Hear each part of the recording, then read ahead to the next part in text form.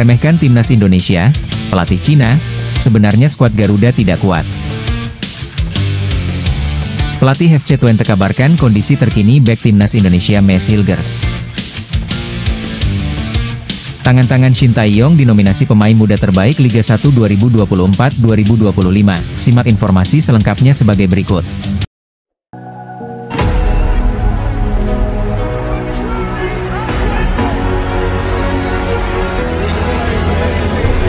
Remehkan timnas Indonesia, pelatih Cina, sebenarnya skuad Garuda tidak kuat.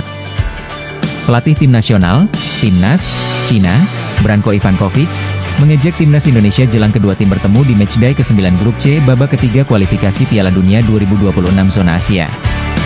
Menurut Ivankovic, sejatinya skuad Garuda bukanlah tim kuat, namun semenjak diperkuat sejumlah pemain keturunan, membuat pasukan Patrick Kluivert itu kini menjadi lawan yang sulit dihadapi. Ya, Cina akan menghadapi timnas Indonesia dalam lanjutan grup C babak ketiga kualifikasi Piala Dunia 2026. Laga itu akan dimainkan di Stadion Utama Gelora Bung Karno, SUGBK, Jakarta, Kamis 5 Juni 2025 mendatang. Jelang laga tersebut, tim Dragons julukan timnas Cina menyoroti kekuatan timnas Indonesia.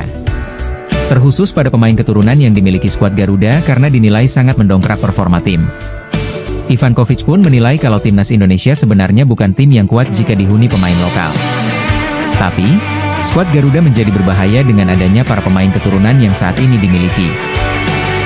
Kami harus bermain dengan 100% kemampuan, kata Ivankovic, dikutip dari Sohu, Rabu, 21 Mei 2025, Indonesia mungkin bukan tim kuat secara tradisional, tapi dengan skuad naturalisasi mereka menjadi lawan yang sulit dihadapi, ungkapnya. Tak bisa dipungkiri, kehadiran pemain naturalisasi memang membuat timnas Indonesia semakin kuat. Apalagi, mereka semua memiliki kualitas individu yang ciamik. Misalnya, Ula Romeni yang sukses mencetak 2 gol di 2 laga terakhir skuad Garuda. Saat ini, Patrick Kluivert telah memanggil 32 pemain timnas Indonesia untuk menjalani pemusatan latihan, TC, di Bali yang dijadwalkan berlangsung pada Minggu 25 Mei 2025. Dari nama-nama yang dipanggil, 19 diantaranya merupakan pemain keturunan. Menariknya, dari 19 pemain itu, 10 diantaranya belum pernah dihadapi oleh Cina ketika bersua pada Oktober 2024 lalu. Kondisi ini tentu menjadi keuntungan tersendiri bagi timnas Indonesia. Tak ayal jika Ivankovic cukup ketar-ketir dengan kualitas individu yang dimiliki pemain keturunan skuad Garuda. Daftar 32 pemain timnas Indonesia untuk lawan Cina dan Jepang sementara, 32 pemain yang telah dipanggil rencananya akan menjalani pemusatan latihan, TC, di Bali pada 25 Mei 2025.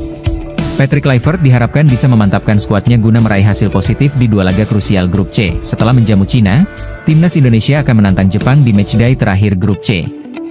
Laga tersebut akan berlangsung di Stadion Suita, Selasa 10 Juni 2025.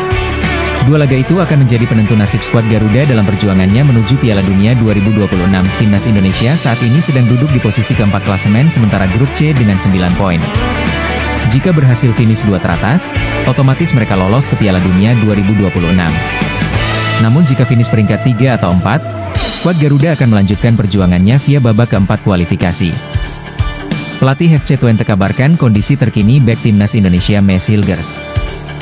Pada laga yang berakhir dengan skor 2-0 untuk kemenangan tim tuan rumah tersebut, Mes sempat melakukan satu blunder yang sukses dikonversi menjadi gol.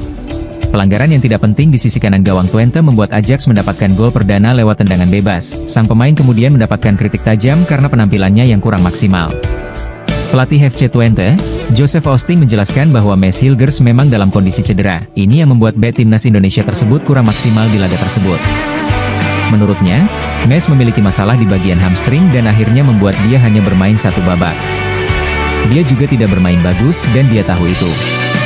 Tetapi dia juga mengalami ketegangan pada hamstringnya, kata Joseph Austing dilansir bolasport.com dari laman Twente Insight. Tim pelatih menilai bahwa pemain berusia 24 tahun tersebut merasa kurang nyaman saat di lapangan. Ini yang membuat dia bermain kurang fokus dan akhirnya membuat kesalahan sendiri.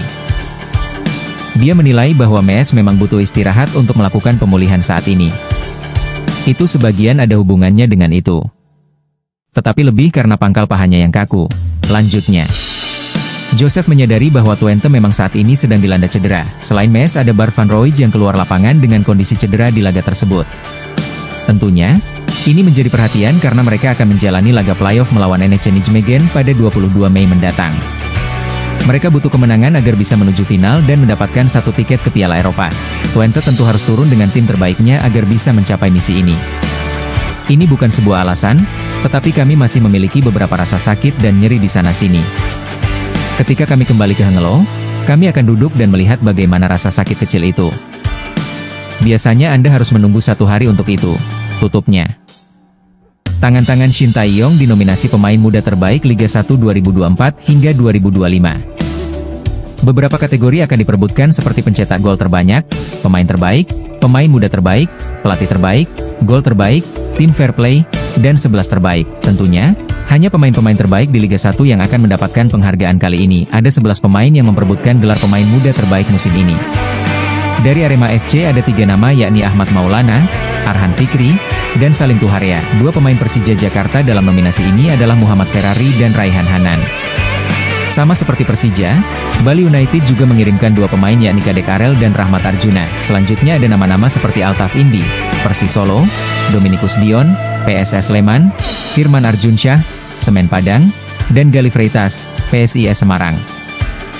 Menariknya, dari deretan nama tersebut beberapa pemain sudah mendapatkan caps di Timnas Indonesia. Shin Tae-yong adalah sosok pelatih yang terkenal percaya untuk memainkan pemain muda di Timnas Senior. Ahmad Maulana, Arhan Fikri, M. Ferrari, Raihan Hanan, dan Kadek Arel sama-sama memiliki caps di skuad Garuda. Bahkan, Ferrari dan Arhan sama-sama sudah 7 kali tampil bersama Timnas Senior di bawah komando Shin. Baik Ahmad, Arhan, Ferrari, dan Kadek sama-sama pernah menimba ilmu dari pemusatan latihan keras ala pelatih asal Korea Selatan tersebut, tepatnya saat mempersiapkan tim jelang Piala Dunia U20 yang akhirnya gagal mereka ikuti. Saat itu Garuda Nusantara menggelar beberapa kali pemusatan latihan dan uji coba internasional. Tentunya, ini yang membuat nama-nama tersebut memiliki mental kuat dan siap bersaing dengan pemain yang lebih senior. Selain itu, beberapa pendekatan khusus diberikan oleh Shin agar mereka lebih disiplin dan memiliki pandangan luas. Dari 11 nama di atas, tidak ada pemain yang masuk dalam panggilan Patrick Kluivert untuk bertugas pada bulan Juni nanti. Tim kepelatihan tentu memiliki penilaian tersendiri untuk pemain muda yang berada di Liga 1. Namun, pemain-pemain ini harus mendapatkan wadah agar bisa semakin berkembang di masa depan, apalagi, mereka adalah pemain yang akan menjadi regenerasi di skuad Garuda. Selain itu, masih ada beberapa ajang seperti Piala Asia U23 2026 yang bisa menjadi sarana untuk mereka menunjukkan kualitasnya. Timnas Jepang sengaja mengalah agar Timnas Indonesia lolos ke babak keempat kualifikasi Piala Dunia 2026 zona Asia. Pelatih Timnas Jepang, Hajime Moriyasu, mengambil keputusan yang menguntungkan Timnas Indonesia jelang kedua tim bentrok di matchday 10 grup C kualifikasi Piala Dunia 2026 zona Asia yang dilangsungkan di Suita City Football Stadium, Selasa 10 Juni 2025 pukul 17.35 waktu Indonesia Barat. Hajime Moriyasu mengisyaratkan memanggil pemain lapis kedua saat Jepang tandang ke Australia, 5 Juni 2025, dan menjamu Timnas Indonesia, 10 Juni 2025, di 2 laga pamungkas grup C kualifikasi Piala Dunia 2026 zona Asia. Berhubung para pemain telah menjalani jadwal padat bersama klubnya masing-masing, plus faktor cedera, saya akan melakukan beberapa perubahan pemain ketimbang skuad Maret 2025, kata Hajime Moriyasu. Okezone mengutip dari media Jepang, Sanspo, Kamis, 8 Mei 2025. Saya berharap pemain-pemain pengganti ini dapat memberikan performa berbeda, baik saat bertahan maupun menyerang. Pemain-pemain ini juga wajib memiliki semangat besar untuk memberikan kemenangan bagi tim, lanjut pelatih yang menjabat sebagai juru taktik Timnas Jepang sejak 2018 ini. Keputusan yang diambil Hajime Moriyasu justru menguntungkan Timnas Indonesia. Kans Timnas Indonesia untuk lolos ke babak keempat kualifikasi Piala Dunia 2026 zona Asia semakin terbuka. Saat ini Timnas Indonesia selangkah lagi lolos ke babak keempat kualifikasi Piala Dunia 2026 zona Asia. Timnas Indonesia hanya perlu menang atas Cina, sambil berharap Bahrain gagal menang saat menjamu Arab Saudi pada 5 Juni 2025. Namun, jika Bahrain menang atas Arab Saudi, pesta kelolosan Timnas Indonesia harus tertunda. Alhasil, Timnas Indonesia wajib meraih angka atas Jepang. Jika minimal 1 angka saja bisa didapat kontra Jepang, Timnas Indonesia otomatis lolos ke babak keempat kualifikasi Piala Dunia 2026 zona Asia. Selain lolos ke babak keempat, ada keuntungan lain yang didapatkan Timnas Indonesia. Timnas Indonesia berpotensi naik ranking FIFA-nya jika berhasil meraih minimal 1 angka kontra Jepang. Mengutip dari laman football-ranking.com, hasil imbang akan menghasilkan 9,4 poin tambahan di ranking FIFA bagi timnas Indonesia. Jadi, siap mendapatkan hasil positif di laga Juni 2025, timnas Indonesia? Menarik menanti racikan Patrick Kluivert di dua laga pamungkas grup C babak ketiga kualifikasi Piala Dunia 2026 zona Asia. Pelatih timnas Jepang, Hajime Moriyasu, bakal rotasi pemain saat menghadapi timnas Indonesia di kualifikasi Piala Dunia 2026. Moriyasu mengatakan rotasi penting untuk memberi menit bermain serta pemahaman taktik. Tentunya, ini jadi kabar baik untuk timnas Indonesia yang membidik poin penuh saat hadapi Jepang. Hal ini diperlukan pasukan Patrick Kluivert demi jaga asal lolos ke Piala Dunia 2026. Jepang sendiri jadi lawan kuat untuk timnas Indonesia. Pada pertemuan sebelumnya di SUGBK, skuad Garuda bakal harus kalah telak dengan skor 0-4. Ya, timnas Jepang akan melakoni dua pertandingan di lanjutan grup C putaran ketiga kualifikasi Piala Dunia 2026 zona Asia. Dua laga tersebut adalah melawan Australia pada 5 Juni, dan timnas Indonesia pada 10 Juni 2025. Dua pertandingan itu sejatinya tak akan mempengaruhi nasib timnas Jepang. Sebab diketahui, Samurai Biru julukan timnas Jepang sudah mengunci tiket Piala Dunia 2026 usai dua laga pada Maret 2025. Dengan demikian, timnas Jepang bisa saja melakukan rotasi untuk memberi peluang kepada pemain yang minim menit bermain. Pertimbangan ini diambil juga untuk mengistirahatkan para pemain bintang timnas Jepang. Saya ingin mempertimbangkan faktor menit bermain yang sudah dimainkan oleh para pemain dan juga cedera yang dirasakan, kata Moriyasu, dikutip dari Sunspo, Jumat, 9 Mei 2025. Saya ingin melakukan sejumlah pergantian yang dibutuhkan di tim nasional bila dibandingkan skuad pada Maret lalu. Saya juga ingin pemahaman strategi tim lebih dipahami secara luas, tambahnya.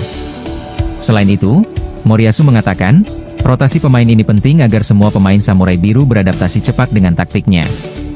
Dengan begitu, mereka siap untuk menatap gelaran Piala Dunia 2026. Agar Jepang bisa menambah kekuatan dan meraih kemenangan di Piala Dunia, saya berpikir lebih baik bila pemahaman taktik bisa diperluas sehingga kami bisa membangun tim yang lebih dalam dan kuat, tutup Moriyasu. Dua hukuman FIFA untuk PSSI menarik diulas. Hukuman ini sendiri diberikan buntut ulas supporter di laga Timnas Indonesia versus Bahrain. Duel Timnas Indonesia versus Bahrain sendiri digelar di Stadion Utama Gelora Bung Karno, SUGBK, Jakarta, pada 25 Maret 2025. Pertemuan kedua tim tersaji dalam matchday ke-8 grup C babak ketiga kualifikasi Piala Dunia 2026 zona Asia. Ya, Persatuan Sepak Bola Seluruh Indonesia, PSSI, dapat sanksi dari Federasi Sepak Bola Dunia, FIFA, yang berisi sanksi tegas. Ada dua hukuman berat yang diberikan kepada Indonesia. Pertama, FIFA memberi hukuman berupa denda sebesar 400 juta rupiah. Kedua, FIFA juga menghukum Indonesia berupa pengurangan jumlah penonton. Untuk sanksi kedua, pembatasan penonton diterapkan FIFA sebesar 15% dari total kapasitas stadion. Hal ini terutama akan terjadi di tribun belakang gawang, yaitu tribun utara dan selatan. Kemudian yang kedua, PSSI diperintahkan FIFA untuk memainkan pertandingan berikutnya dengan jumlah penonton terbatas. Dengan menutup sekitar 15% kursi tersedia. Ini terutama di tribun di belakang gawang. Artinya yang di utara dan selatan. Kita harus memberikan plan kepada FIFA soal rencana tempat duduk 10 hari sebelum pertandingan, lanjutnya. Hukuman ini diberikan FIFA kepada PSSI akibat ulah supporter Indonesia yang dinilai melakukan tindakan diskriminatif saat laga melawan Bahrain. Hal tersebut diungkapkan oleh Exco PSSI, Arya Sinulinga. Arya menyebut FIFA telah mengirimkan surat resmi kepada PSSI yang merujuk pada referensi FDD 2338 tentang pasal 18 terkait diskriminasi. Menurut laporan sistem monitoring FIFA, supporter Indonesia paling aktif di tribun utara dan selatan. Insiden diskriminasi terjadi pada menit ke-80 di sektor 19. Kala itu, sekira 200 supporter tuan rumah terdengar meneriakan slogan xenofobia yang dinilai melanggar prinsip kesetaraan FIFA. Jadi kemarin kita sudah dapat surat dari FIFA tentang referensi FDD 2338 pasal 18 diskriminasi. Keputusan dari FIFA bahwa PSSI harus bertanggung jawab terhadap perilaku diskriminatif supporter pada saat Indonesia melawan Bahrain yang dimainkan 25 Maret 2025, kata Arya. Berdasarkan laporan tersebut, FIFA menyatakan bahwa supporter Indonesia paling aktif di tribun utara dan selatan. Peristiwa insiden terjadi di sektor 19 pada menit ke-80. Sekira 200 supporter tuan rumah meneriakan slogan xenofobia. Bahrain bla bla bla, jelas Arya, ini adalah hal berat bagi kita. FIFA punya prinsip kesetaraan, kemanusiaan, dan saling menghargai. Tidak boleh ada hate speech, ujaran kebencian, rasisme, atau xenofobia. Kita harus tanggung bersama-sama dan mulai melakukan edukasi serta literasi, tutur Arya menegaskan. Timnas Indonesia akan melawan Cina di Stadion Utama Gelora Bung Karno, SUGBK, Senayan, Jakarta, pada 5 Juni 2025 menghadapi laga tersebut. Timnas Indonesia dijadwalkan menjalani training camp, TC, di Bali. Untuk kedua melawan Cina, dua pemain dipastikan dicoret. Mereka ialah Marcelino Ferdinand dan Martin Paes. Keduanya tidak bisa bermain melawan Cina karena akumulasi kartu kuning. Marcelino Ferdinand dan Martin Paes mendapatkan kartu kuning saat melawan Bahrain di SUGBK, Selasa, 25 Maret 2025. Pemain Oxford United dan FC Dallas itu sudah mendapatkan 2 kartu kuning pada putaran ketiga kualifikasi Piala Dunia 2026 zona Asia. Meskipun akan absen melawan Cina, Marcelino Ferdinand dan Martin Paes kemungkinan besar masih dipanggil ke Timnas Indonesia. Keduanya bisa bermain saat Timnas Indonesia bertandang ke markas Jepang pada 10 Juni 2025. Marcelino Ferdinand dan Martin Paes sejauh ini adalah pilar utama Timnas Indonesia. Martin Paes adalah kiper utama Timnas Indonesia. Saat Timnas Indonesia melawan Cina nanti, Emil Audero berpeluang besar menggantikan peran Martin Paes. Martin Paes sejauh ini sudah memiliki 8 caps untuk Timnas Indonesia. Sementara itu, Marcelino Ferdinand ialah salah satu gelandang serang andalan Timnas Indonesia. Ia bahkan memberi assist pada gol Ula Romeni yang membawa Timnas Indonesia mengalahkan Bahrain dengan skor 1-0. Marcelino Ferdinand saat ini sudah berada di Indonesia.